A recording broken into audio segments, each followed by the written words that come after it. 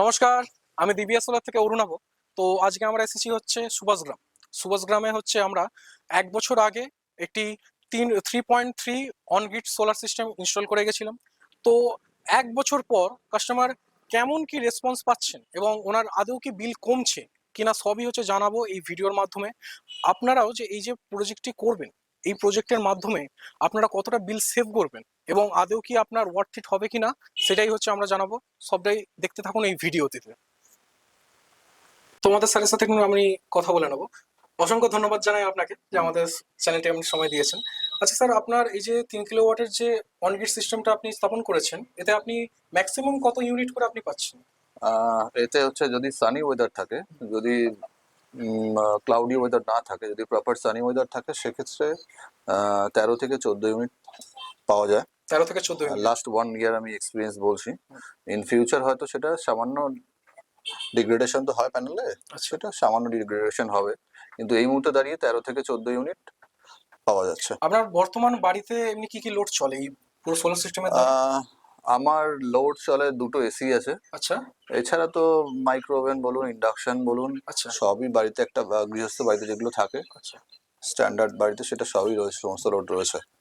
তো আপনার এই যে এত কিছু লোড আপনি চালাচ্ছেন, এইগুলো চালানোর পরেও এই যে 3 কিলোওয়াটের যে অনগ্রিড সিস্টেমটা আছে, এতে আপনি কত টাকা করে আপনার এমনি মান্থলি বিল আসছে? হ্যাঁ দেখুন, মান্থলি বিল বলতে WBCDC এর একটা মিনিমাম চার্জ আছে, সেটাই আমাকে পে করতে হয়। আচ্ছা কারণ আমার যেটা জেনারেশন হয় আচ্ছা তার থেকে কমই খরচা হয়, আচ্ছা তো সেক্ষেত্রে আমাকে মিনিমাম চার্জেসটাই পে করতে হয়। আচ্ছা আর এই মিনিমাম চার্জেসটা ঠিক করে WBCDC as per connected load, আচ্ছা স্যাংশন লোড কতটা আছে তার উপর ডিপেন্ড করে মিনিমাম চার্জটা হয়। আচ্ছা যেহেতু আমি একজন এসিডিসিএল এর এমপ্লয়ি, তো আমি ওদের স্ট্রাকচারটা জানি কিভাবে হয়। আচ্ছা। তো আমার মিনিমাম চার্জই আসে এখনো মানে পর্যন্ত। আপনার এখন পর্যন্ত যে 1 বছর ধরে আপনার এই সেটআপটি আছে, আপনার বলতে গেলে বিল সেরকম আসে না, শুধুমাত্র মিনিমাম না চার্জ না, যে? অ্যাকচুয়ালি আমার হচ্ছে ইম্পোর্ট এক্সপোর্টের থেকে হচ্ছে কম, আমার এক্সপোর্টটা হয় বেশি গ্রিডে, আচ্ছা ইম্পোর্ট তুলনামূলক কম। আচ্ছা কারণ আমার 3.3 কিলোওয়াটের সিস্টেম যথেষ্ট ভালো জেনারেশন দেয়, তো সেই জন্য হয়ে যায়, অসুবিধা হয় না। আচ্ছা স্যার, এই যে অনেক কাস্টমার থাকেন যে আমাদের অনেকে জিজ্ঞাসা করেন যে বাড়িতে যদি এরকম 3 কিলোওয়াট বা 5 কিলোওয়াটের যে অনগ্রিড সিস্টেম যদি কেউ নিজের বিল কমানোর জন্য স্থাপন করতে চায়, আপনি কি বলবেন? এটা কি বেনিফিট আপনি কি আদৌ কি ওনারা পেতে পারেন, বা আপনি একদম আপনার অভিজ্ঞতা দিয়ে? একদম ঠিক তাই। অফগ্রিড সিস্টেমে কি হয়, অফগ্রিড সিস্টেমে আমাদের বিদ্যুৎ সাশ্রয় সেরকম ভাবে হয় না, হুম, কিন্তু তুলনামূলক খরচা অনেক বেশি। কিন্তু একটা অনগ্রিড স্থাপন যদি আমরা করি সিস্টেম, আচ্ছা সেক্ষেত্রে যেহেতু ডেড মিটারিং সিস্টেম আছে, হুম সেই জন্য প্যানেল থেকে যে মানে পুরো যে প্যানেলের এফিসিয়েন্সি সেটা আমরা পেতে পারি, যেটা অফগ্রিড সিস্টেমে হয় না। হুম কিন্তু একটা অনগ্রিড সিস্টেমে আমরা পুরো প্যানেলের 100% এফিসিয়েন্সি পাই, একদম। যার জন্য সেখানে আমাদের সেভিংসটা অনেক বেশি হয়। সো স্যারের মুখে শুনলেন সবটা। আপনারাও যদি আপনাদের এই বিলটা কমাতে চাইছেন, আপনার 1 মাসে কি 3 মাসে যদি হিউজ বিল এসে থাকে, তাহলে আপনারাও অনগ্রিড সিস্টেম করতে পারেন। এই অনগ্রিড সিস্টেমটা করলে আপনার এই যে এত বিল আসে, এই বিলটা পুরোটাই জিরো হবে এবং আপনার শুধুমাত্র মিনিমাম চার্জটা পে করতে হবে। অবশ্যই আমাদের সাথে যোগাযোগ করুন। আমাদের ফোন নাম্বার 7003-273-257 এবং আমাদের লোকেশন আমতলা, বিদ্যানগর। সো আপনাদের প্রথমেই দেখিয়ে দিই যে এই যে স্ট্রাকচারটি দেখছেন, এটা একটি হট ডিপ গ্যালভানাইজড স্ট্রাকচার, 1.5 ইঞ্চি এবং 5 mm থিক। এবং এই যে স্ট্রাকচারটি দেখছেন, এখানে 3টে করে নিট ক্ল্যাম্প দেওয়া হয়েছে যাতে স্ট্রাকচারটি আরো বেশি মজবুত হয়। এবং এই যে স্ট্রাকচারটি দেখছেন, এটা এতটাই পরিপক্ক এবং ভালোভাবে করা হয়েছে যাতে 150 থেকে 200 কিলোমিটার বেগে ঝড়কে আটকাতে পারে। এবং এই যে স্ট্রাকচারটি দেখছেন, এটা প্রপার 21 ডিগ্রি মেনটেন করে করা হয়েছে যাতে কাস্টমার হচ্ছে ভালো জেনারেশন পান। এখানে 540 ওয়াট করে মোনো হাফ কাট প্যানেল দেওয়া হয়েছে। এবং এই যে প্যানেলগুলো দেখছেন, এই যে স্ট্রাকচারটি দেখছেন, এটা হাই রাইজ স্ট্রাকচার। এবং এই স্ট্রাকচারটা হাই রাইজ করার কারণ এটাই যে যাতে আপনারা যে ছাদটা আছে সেটা ভালোভাবে আপনার ইউজ করতে পারেন। সো আপনাদের দেখিয়ে দিই, এখানে আমাদের লাইটিং অ্যারেস্টার ইউজ করা হয়েছে।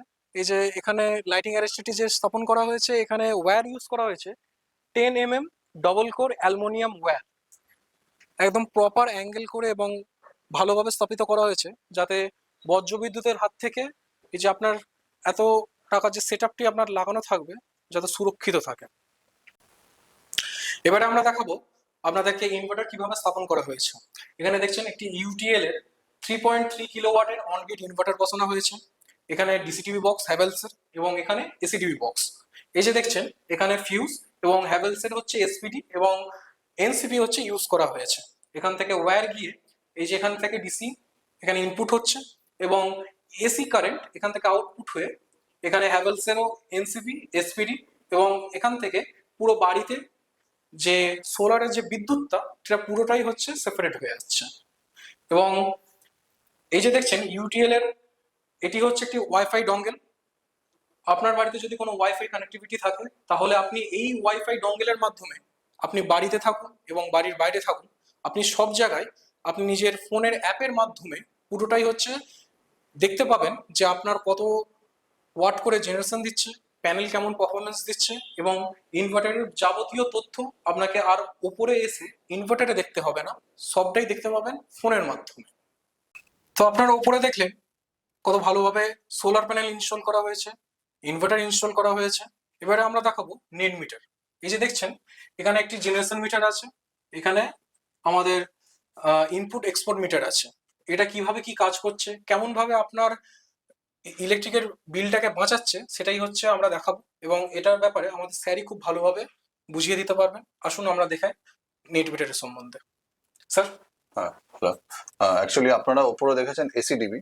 এসিডিবি থেকে এই দুটো তার আসছে, এসিডিবির যে এমসিবি এসপিডি রয়েছে, এসপিডি থেকে ফেজ আর নিউট্রালটা আসছে, জেনারেশন মিটারের ইন সেকশনে কানেক্ট হয়েছে, দেন আউট সেকশন থেকে বেরিয়ে এটা আমার মেন বাস বারে কানেক্ট হয়ে যাচ্ছে। বাস এটার ফাংশন এই পর্যন্ত। আর এটা হচ্ছে মেনলি ইম্পোর্ট এক্সপোর্ট মিটার। আপনার যে বিলিংটা হবে সেটা এই মিটারের উপর বেস করে হবে। এই যে এখানে ডাব্লিউবিসিডিসি এর সার্ভিস কেবলটা ঢুকেছে আর এখান থেকে আমার বাড়ির মেন সুইচ থেকে আমার বাস বারে চলে গেছে আর কি। তো এবারে রিডিং গুলো আমি দেখাই। তো এখানে দেখতে পাচ্ছেন 2834 হচ্ছে, এটাই শুধু ইম্পোর্টটাই দেখায় আমার এটা জেনারেশন মিটারে। তো ওভারঅল জেনারেশন হচ্ছে এটা 2834 ইউনিট। জবে থেকে আমার সিস্টেমটা লেগেছে, মানে 1 বছর বলতে পারেন, 1 বছরের টোটাল জেনারেশন হচ্ছে 2834 ইউনিট। আচ্ছা, এবারে হচ্ছে আপনাদের ইম্পোর্ট এক্সপোর্টের রিডিংটা দেখাই। ইম্পোর্ট এক্সপোর্ট দেখুন, আমি হচ্ছে ডাব্লিউবিএসিডিসি থেকে 1 বছরের মধ্যে নিয়েছি 1499 ইউনিট দেখতে পাচ্ছেন, আর এক্সপোর্ট করেছি হচ্ছে 1 সেকেন্ড, এই যে এক্সপোর্ট 2263 ইউনিট। মানে আমি ডাব্লিউবিএসিডিসিএল কে দিয়েছি বেশি, তার থেকে কনজিউম করেছি কম। এবারে আপনারা একটা জিনিস বলতে পারেন, সেটা হচ্ছে 2834 টোটাল জেনারেশন, কিন্তু আমি এক্সপোর্ট করেছি 2263। এই যে ব্যালেন্সটা দেখছেন এটা আমি in a day time use করে নিয়েছি, যার জন্য এক্সপোর্টটা কম দেখাচ্ছে, টোটাল জেনারেশন দেখাচ্ছে 2834। 2834 থেকে 2263 মাইনাস করলে যে ইউনিটটা আসছে সেটা ইন এ ডে টাইম আমি জেনারেশনের সময় ডিরেক্টলি ইউজ করে নিয়েছি গ্রিড থেকে। এটাই হচ্ছে জেনারেশন মিটার না নেট মিটারের মেন বিশেষত্ব। সো আপনারা দেখলেন কত সুন্দরভাবে ইনভার্টার, এসিটিভি, ডিসিটিভি, সোলার প্যানেল এবং স্ট্রাকচার করা হয়েছে। এই স্ট্রাকচারটি 1 বছর আগে করা হয়েছিল। কাস্টমারের মুখে শুনলেন যে কত ভালো উনি জেনারেশন এবং বেনিফিট পাচ্ছেন এবং ওনার বিল পুরোটাই জিরো, শুধু মিনিমাম চার্জেসটা পে করতে হচ্ছে, ব্যাস। আপনারাও করতে পারেন। অবশ্যই আমাদের সাথে যোগাযোগ করুন। আমাদের ফোন নাম্বার 7003273257 এবং আপনারা যদি ভেবে থাকেন যে নেট মিটারের প্রসেসটা কিভাবে হবে, সেটা হচ্ছে সেই দায়িত্বটা দিভিয়া সোলার নেবে। কারণ আমরাই আমাদের কোম্পানি থেকে যেমন অন গ্রিড সেট আপ করা হয় সেরকম আমরা নেট মিটারটাও আমরা করে দিই। আপনারা নির্দ্বিধায় আমাদের সাথে যোগাযোগ করতে পারেন আমাদের স্ক্রিনে দেওয়া নম্বরে। এবং আপনারা অবশ্যই যদি ভিডিওটা ভালো লেগে থাকে অবশ্যই আমাদেরকে ভিডিওতে লাইক করবেন, কমেন্ট করবেন এবং আমাদের ভিডিওটা সাবস্ক্রাইব করতে ভুলবেন না।